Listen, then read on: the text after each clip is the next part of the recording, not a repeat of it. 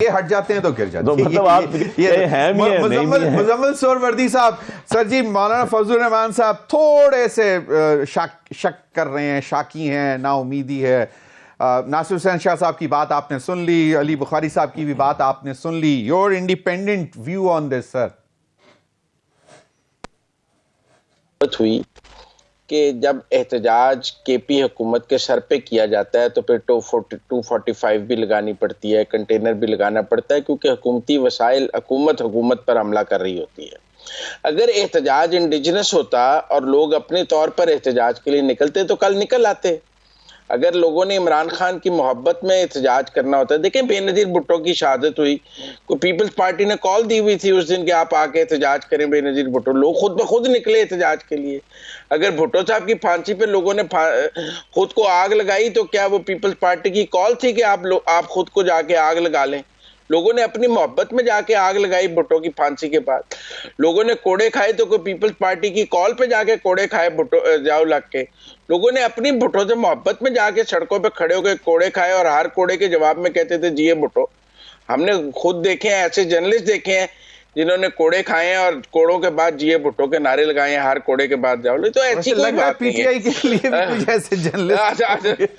तो सवाल ये है कि अगर तो कोई सवाल यही रहा है पीटीआई से कि अगर आपकी एहतजाज की ताकत इंडिजिनस है और लोग अपनी मोहब्बत में एहतजाज करते हैं तो वो एक जायज और कानूनी एहतजाज है। सही, लेकिन अगर आप केपी हुकूमत के वसाइल और हुकूमती ताकत पर एहतजाज करते हैं और उस पर इस्लामाबाद पर हमला करते हैं तो वो आपका जायज और कानूनी हक नहीं है। इमरान खान की सजा ने ये बात वैलिडेट की है कि जब तक केपी हुकूमत के वसाइल साथ नहीं होंगे, जब तक गंडापुर की हुकूमत के पूरी ताकत साथ नहीं होगी तो एक चिड़िया भी पर नहीं मारेगी। चलें फिलहाल वो क्योंकि मुज़ाकराती अमल चल रहा है तो शायद इसलिए उन्होंने डिसाइड ना किया हो, कंस्ट्रेंट किया हो। जमीर साहब मुज़ाकराती अमल चल रहा हो तो फिर सिविल नाफरमानी भी नहीं होनी चाहिए, माजरत से। ठीक, फिर रेमिटेंसेस बंद करने की कॉल भी नहीं होनी चाहिए। फिर मेरा मतलब है कि अगर मुज़ाकराती अमल चल रहा हो तो फिर 8 फरवरी को कॉल भी नहीं होनी चाहिए यौम त्याग की।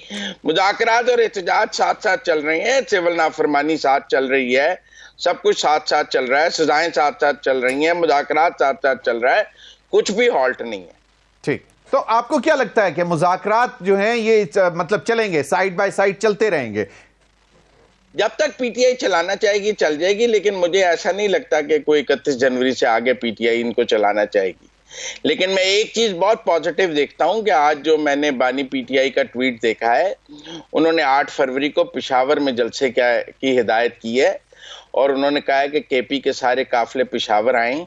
उन्होंने इस्लामाबाद पर चढ़ाई की बात नहीं की, उन्होंने डी चौक पर जलसे की बात नहीं की, उन्होंने और इस बार इस्लामाबाद की तरफ कोई कॉल देने की बात नहीं की।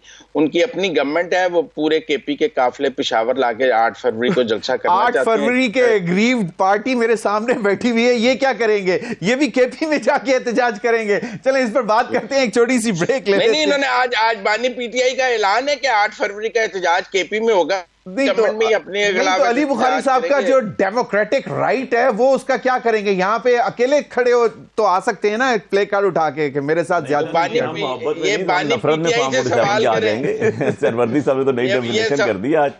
ठीक है जी मुजम्मिल साहब, सॉरी नहीं चलती, उस टाइम चलती है, उस टाइम कॉन्स्टिट्यूशन और मुजम्मिल सोहरवर्दी साहब, ऑपोजिशन तमाम इकट्ठी हो रही है, शाहिद खाकान अब्बासी साहब अब इस बैंड वैगन में हिस्सा डाल रहे हैं और एपीसी करने जा रहे हैं। देखिए, ऑपोजिशन इकट्ठी होगी तो पहले तहरीक इंसाफ और फजलुर रहमान से कोई पार्लियामान में इकट्ठी होगी ना।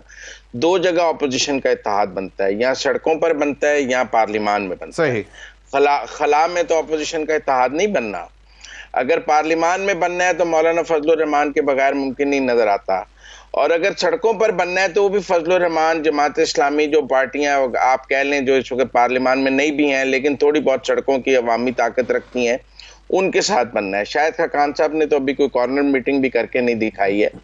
तो जो फजलुर रहमान साहब के बारे में जुबान इस्तेमाल करते हैं सीएम केपी के, उसके बाद फजलुर रहमान और पीटीआई का क्या इत्तेहाद हम देख सकते हैं? सही, लेकिन कहा है शाहिद खाकान अब्बासी साहब शायद कोई मूव चलाने जा रहे हैं, सबको अप्रोच करेंगे कि बिल्कुल नहीं। आप जो फजलुर रहमान साहब के बारे में गंडापुर साहब ने बात की है आप उस देखिए, बिल्कुल ये सही। तो नहीं हो सकता कि Very right, मरकज मुजम्मिल में नहीं, ये तो नहीं हो सकता कि मरकज में पीटीआई और फजलुर रहमान इकट्ठे होंगे और केपी में एक दूसरे के मुखालिफ हों। केपी में एक दूसरे के मुखालिफ होंगे। ये कोई नई सियासत हमें पढ़ाना चाहती है पीटीआई, जो हमें समझ नहीं आती है। पहले अपने बिल्कुल, अगर ये ऑपोजिशन का इत्तेहाद बनाना चाहते हैं तो पहले अपने सीएम की लैंग्वेज ठीक कर। सही।